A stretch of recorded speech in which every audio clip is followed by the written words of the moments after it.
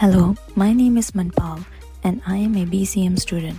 For my research, I decided to research about how does social media affect face-to-face communication. With the help of social media, people are able to connect and keep in touch with their loved ones no matter where they are and has been proven to be a useful network tool. However, with benefits, there are also some drawbacks, such as people spending too much time on them instead of interacting with people around them. For my research, I focused on teenagers and young adults aged 15 to 22 as they are one of the largest group of users of social media. I conducted both primary and secondary research. I passed out a questionnaire for BCM's classmates and also conducted an interview through Zoom, interviewing students from aged 15 to 18.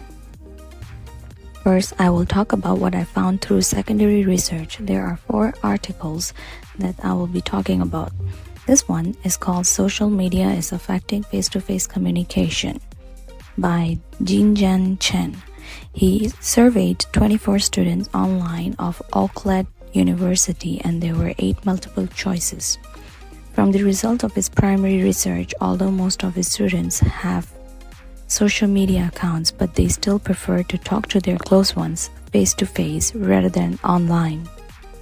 The second academic source I used was called Understanding How Social Media is Influencing the Way People Communicate. It is by a group of students from St. Peter's University. They also decided to pass out questionnaire to analyze the responses of the participants.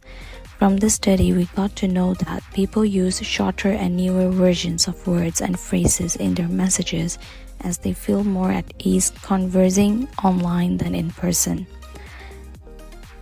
Social media has also changed communication in observable and noticeable ways. The third academic source is called A Study on Negative Impact of Social Media on Face-to-Face Communication. It is by Saiful Islam Sohaib and Saurav Nandi. For their research, they passed out surveys to 48 university students by simple random sampling method. Majority of the participants uses social media for personal communication, and more than half of them spend 1 to 4 hours on it daily. More than a quarter of them believe that they are addicted to it, and about 81% of them believe that social media is the reason why people lack face-to-face communication. The last academic source is called The Impact of the Internet on Teenagers' Face-to-Face Communication by Nuho DeRosa and Joseph Wilson. They also decided to pass out surveys to 132 high school students. According to the statistics provided, we can see that half of the students spend 3 to 5 hours on social media daily, and 56% of them use social media so that they can chat with their friends.